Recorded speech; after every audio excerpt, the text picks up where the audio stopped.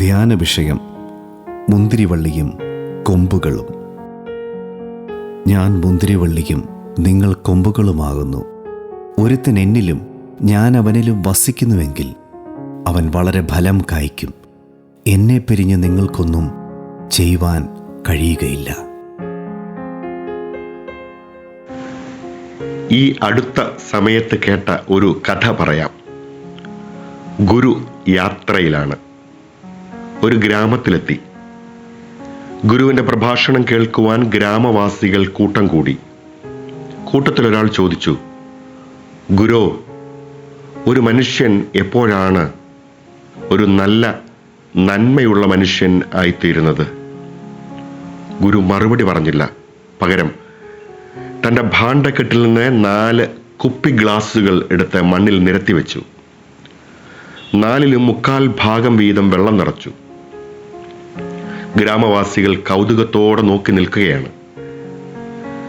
ഗുരു മനുഷ്യരൂപമുള്ള 4 പ്രതിമകൾ കൂടി തൻ്റെ ഭാണ്ഡക്കെട്ടിൽ നിന്നും പുറത്തെടുത്തു. അതിലൊന്ന് കല്ലുകൊണ്ടും, രണ്ടാമത്തേത് മണ്ണുകൊണ്ടും, അടുത്തത് പഞ്ഞി കൊണ്ടും, 4ാമത്തേത് കൽക്കണ്ടം കൊണ്ടും ഉണ്ടാക്കിയ മനുഷ്യരൂപങ്ങളാണ്. അവ ഓരോന്നും ഓരോ ഗ്ലാസ്സിലെ വെള്ളത്തിലേക്കിട്ടു. പൂർണ്ണ നിശബ്ദതയാണ്. നേരിയ മന്ദസ്മിതത്തോടെ ഗുരു ഓരോ ഗ്ലാസ്സിലേക്കും ഗ്രാമവാസികളുടെ ശ്രദ്ധയെ ക്ഷണിച്ചു. 1ാമത്തെ ഗ്ലാസ്സിലിട്ട പ്രതിമയ്ക്ക് ഒരു മാറ്റവും സംഭവിച്ചിട്ടില്ല. ഗുരു പറഞ്ഞു, ഒരു വിഭാഗം മനുഷ്യർ ഇങ്ങനെയാണ്. തൻ്റെ ചുറ്റുപാടിലും എന്ത് നടന്നാലും, എത്ര ബുദ്ധിമുട്ടുകളിലൂടെ ആളുകൾ പോയാലും ഒരു മനസ്സലിവും ഇല്ലാത്ത മനുഷ്യർ. തങ്ങൾക്കൊന്നും സംഭവിക്കരുത് എന്ന് മാത്രമേ അവർ ചിന്തിക്കാറുള്ളൂ. ഗുരു 2ാമത്തെ ഗ്ലാസ് എടുത്തു. അപ്പോഴേക്കും അതിലിട്ട മൺപ്രതിമ വെള്ളത്തിൽ കലങ്ങിപ്പോയിരുന്നു. ഗുരു പറഞ്ഞു, മറ്റൊരു കൂട്ടം ആളുകൾ ഇങ്ങനെയാണ്. അവരെ അഴുക്കാണ്. അവർ ഇന്നല്ലെങ്കിൽ നാളെ നശിക്കുകയും ചെയ്യും. എന്നാൽ അവർ ജീവിക്കുന്ന സമൂഹത്തെ കൂടി നശിപ്പിച്ചിട്ടേ അവർ അവസാനിക്കുകയുള്ളൂ. 3ാമത്തെ പഞ്ഞി കൊണ്ടുണ്ടാക്കിയ മനുഷ്യൻ അപ്പോഴേക്കും ഗ്ലാസ്സിലെ വെള്ളം മുഴുവൻ ഊറ്റി കുടിച്ചു കഴിഞ്ഞിരുന്നു. ഒരു കൂട്ടർ ഇങ്ങനെയാണ്.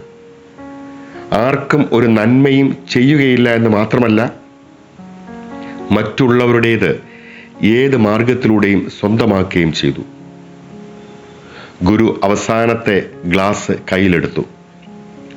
അപ്പോഴേക്കും ഗ്ലാസ്സിലെ കൽക്കണ്ടം മുഴുവൻ വെള്ളത്തിൽ അലിഞ്ഞ് ചേർന്നിരുന്നു. ഗുരു പറയുകയാണ്, ഒരു കൂട്ടം ആളുകൾ ഇങ്ങനെയാണ്. അവരുടെ പ്രത്യേകത, അവർ നന്മയുള്ളവരാണ്. കാരണം അവർ മറ്റുള്ളവർക്ക് വേണ്ടി സ്വയം അലിഞ്ഞ് ഇല്ലാതെയാകുന്നു.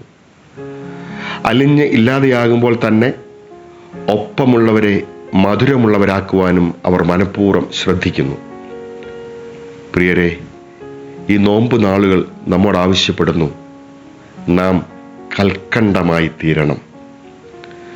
ഗലാത്യ സഭയിലെ വിശ്വാസികളോട് അപ്പോസ്തലനായ വിശുദ്ധ പൗലോസ് 6ാം അധ്യായത്തിൻ്റെ 9ഉം 10ഉം വാക്യങ്ങളിൽ ഇങ്ങനെ പറയുന്നുണ്ട്, സഹോദരങ്ങളെ, നന്മ ചെയ്യുന്നതിൽ മടുത്തു പോകരുത്.